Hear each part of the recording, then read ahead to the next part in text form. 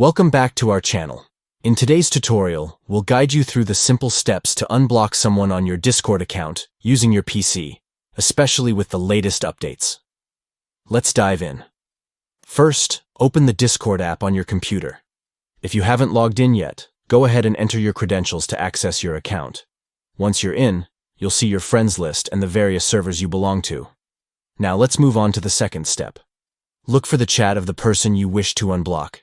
This can either be in your direct messages or within a server where you've previously interacted with them. Once you find it, you're ready for the next step.